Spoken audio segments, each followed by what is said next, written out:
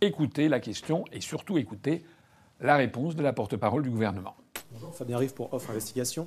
Il y a quelques semaines, la présidente de la Commission européenne a annoncé avoir conclu avec le Mercosur un accord qui est largement rejeté en France. D'autre part, on parle en ce moment beaucoup de la réforme des retraites, qui est aussi plébiscitée par l'Union européenne, mais qui, là encore, est globalement rejetée par les Français.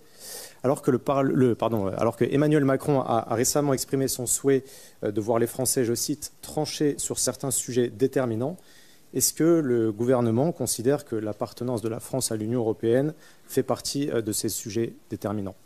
L'appartenance de la France à l'Union européenne, elle est fondatrice. Nous avons été un pays fondateur de l'Union européenne. Et par conséquent, il serait extrêmement curieux aujourd'hui qu'à un moment où le monde se globalise, à un moment où les tensions dans le monde sont de plus en plus fortes, où nous voyons une volonté forte exprimée par les États-Unis, une volonté économique forte assumée par la Chine, que nous voyons des pays s'organiser pour créer des blocs, à ce moment-là, nous partions de l'Union européenne, qui est la seule façon de faire bloc face à l'ensemble des autres blocs internationaux. Donc je n'ai pas de doute sur la réponse du gouvernement sur cette question. Donc ce qui sort de la bouche de Mme Primas est la position officielle du gouvernement de la République française. Alors qu'est-ce que c'est que cette position officielle ? Vous avez vu ? Non. Non, il ne peut pas y avoir de référendum sur l'appartenance de la France à l'Union européenne. Voilà. Au moins, ça a le mérite d'être clair et net. La France n'est pas une démocratie, la France est une dictature. Il y a des sujets, et notamment ce sujet, qu'il est interdit de poser aux Français la question de savoir s'ils veulent rester dans l'Union européenne. Et elle termine en disant, dans ces conditions, le gouvernement ne posera pas cette question. Enfin, il est hors de question que le gouvernement se pose cette question. Elle ne parle pas du peuple français. Elle parle du gouvernement. Le gouvernement ne posera pas cette question. Donc on n'est plus dans une démocratie. Demos kratos, démocratie, démos le peuple, kratos le pouvoir du peuple.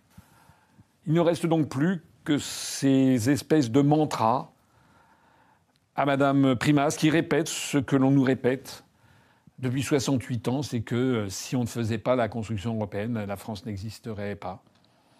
C'est une pensée morte. C'est une pensée qui est au bord de mourir.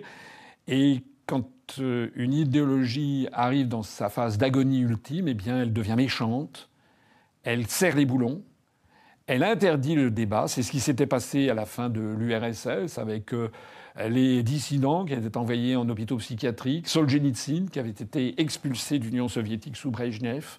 Le débat était interdit. C'est exactement ce qui se passe maintenant en France, où on a une caste qui prétend interdire le débat sur la construction européenne. Elle l'a dit d'ailleurs. Il n'y aura pas, on ne demandera pas aux Français s'ils sont pour ou contre.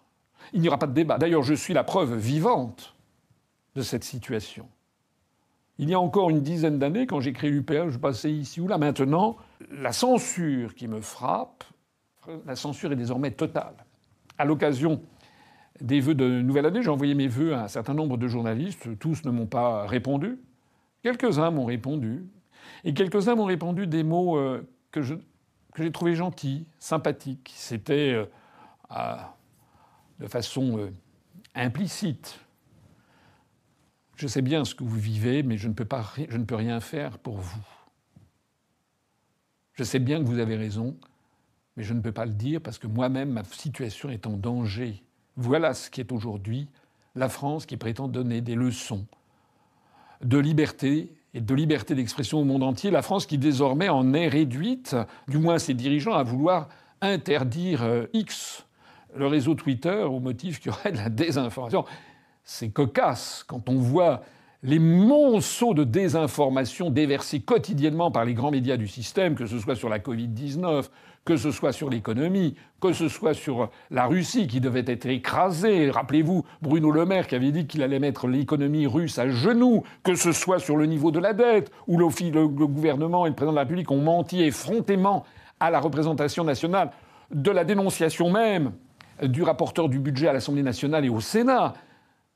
Nous sommes dans une situation où les médias ont été complètement verrouillés et le verrouillage ultime concerne justement ce qui signe le drame de notre pays, c'est qu'il est désormais interdit au peuple français de vouloir reprendre son droit inaliénable à décider lui-même de son propre avenir. Voilà, je voulais vous le dire parce que je trouve que cette déclaration de Madame la porte-parole du gouvernement Bayrou a au moins un mérite. Désormais, les choses sont parfaitement claires. Nous avons un ennemi de l'intérieur. Nous avons un gouvernement qui a décidé d'interdire aux Français le débat de notre appartenance à l'Union européenne. Nous avons un gouvernement qui sert des intérêts étrangers. Nous avons un gouvernement qui entraîne notre pays vers la destruction finale. Nous sommes entrés donc en phase finale de cette affaire. Les mois, les années qui viennent vont être extraordinairement difficiles et agités parce que de toute façon, cet édifice de la construction européenne s'effondrera.